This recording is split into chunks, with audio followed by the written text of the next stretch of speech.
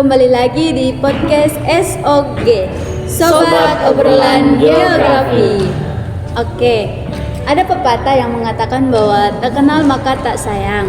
Perkenalkan, nama saya Antonia Hale. Saya yang akan membawakan podcast pada hari ini. Nah, di sini saya kedatangan 3 narasumber. Ada Saudari Murti, Saudari Feren, dan Saudara Dino. Halo semuanya. Bagaimana kabarnya hari ini? Alhamdulillah baik. Baik teman-teman, di podcast kali ini kami akan membahas tentang pembelajaran kooperatif. Nah, menurut teman-teman, apa sih sebenarnya pembelajaran kooperatif itu? Nah, teman-teman, pembelajaran kooperatif itu adalah metode pembelajaran di mana belajar bersama-sama dalam kelompok kecil untuk mencapai tujuan bersama. Oke, jadi itu bukan sekedar belajar kelompok ya? Ya, betul sekali. Karena kalau kelompok biasa itu biasanya cuma pembagian tugas terus langsung digabungkan begitu. Kalau pada pembelajaran kooperatif itu punya struktur dan aturannya. Jadi kayak setiap anggota itu harus aktif, harus ada interaktif, tatap muka, harus kayak satu paham, yang lain harus mengikuti begitu. Jadi harus satu maju, yang lain juga harus ikut maju. Oke, jadi dalam pembelajaran kelompoknya itu semuanya harus terlibat aktif ya dalam kelompok gitu. Oke. Jadi menurut teman-teman sebenarnya apa sih tujuan dan manfaat dari pembelajaran kooperatif itu sendiri? Tujuan dan manfaatnya itu, tujuan utamanya itu jelas bikin siswa lebih paham materi dan lebih percaya diri. Tapi manfaatnya juga banyak tuh. Yang pertama, meningkatkan pemahaman karena kita diskusi, tanya jawab. Yang kedua, melatih keterampilan sosial, belajar mendengarkan, menghargai pendapat teman dan kerjasama. Yang ketiga, motivasi belajar meningkat, belajar jadi lebih seru dan seru. Yang keempat, latihan tanggung jawab, setiap anggota kelompok punya peran penting. Yang kelima, melatih leadership dan komunikasi. Siapa tahu kamu jadi pemimpin hebat di masa depan.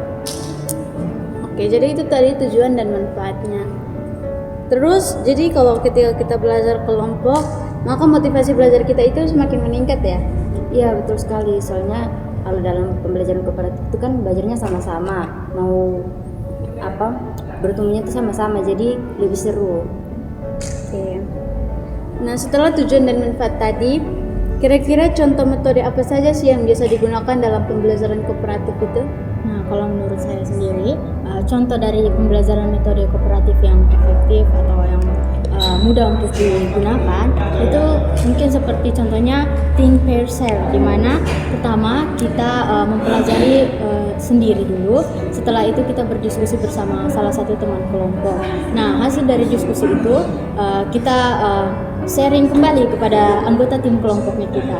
Jadi di sini nih semuanya menjadi paham. Jadi metode think pair sharing ini itu sangat cocok untuk mempelajari materi baru. Nah, yang kemudian ada yang kedua itu ada jigsaw. Jadi tiap anggota belajar satu bagian materi, lalu materi yang telah dipelajari itu akan diajarkan kembali kepada teman yang lain.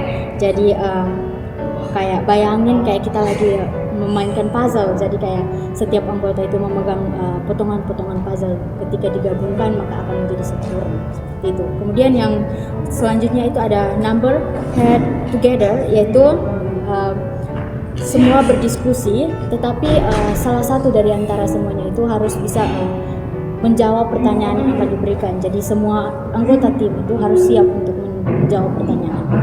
Oke, dari ketiga contoh tadi, kira-kira contoh metode yang tadi itu, kira-kira contohnya itu seperti apa sih? Bisa dijelaskan mungkin? Nah, kalau untuk contohnya sendiri itu, misalnya kalian belajar tentang hewan endemik di Indonesia, seperti satu teman membahas tentang komodo, satu temannya lagi membahas tentang burung cendrawasih, kemudian satu temannya lagi membahas tentang rafflesia. Jadi setelah itu materi yang mereka pelajari dari masing-masing topik itu akan mereka sharing atau tukaran kembali tentang materi-materi itu. Jadi teman yang tidak paham tentang komodo mungkin mereka bisa sharing sehingga mereka bisa saling ketahui. Oke, jadi dalam pembelajaran kelompok itu tidak harus monoton pada satu anggota kelompok saja ya. Iya, benar. Jadi semuanya itu harus terlibat aktif dalam tiap-tiap kelompoknya itu. Iya, jadi tidak harus monoton pada satu anggota saja. Oke, baiklah. Nah, selanjutnya apa saja sih menurut teman-teman tips dan trik yang efektif agar pembelajaran kooperatifnya itu ya lebih efektif gitu? Kalau dari saya tuh tips dan triknya tuh yang pertama supaya pembelajaran kooperatifnya itu lebih efektif. Itu pertama tuh kita harus memilih teman-teman yang mendukung dan saling menghargai gitu. Terus yang keduanya itu kita harus tetapkan tujuan dari kelompok kita itu. Terus yang ketiga tuh bagikan tugas dengan jelas supaya teman-teman paham apa yang mau mereka bahas, mereka ketahui begitu. Yang keempat itu dengarkan pendapat teman. Kan ada tuh kelompok yang sukanya monoton, kayak berpikir ke teman-teman yang pintar yang harus didengarkan pendapatnya saja gitu kan. Tapi kalau dalam kooperatif itu harus sama-sama, harus saling menghargai, saling menghormati gitu. Jadi yang kelima tuh jangan takut untuk bertanya kepada teman-teman, karena dari kesalahan kita akan mencapai tujuan bersama gitu. Oke.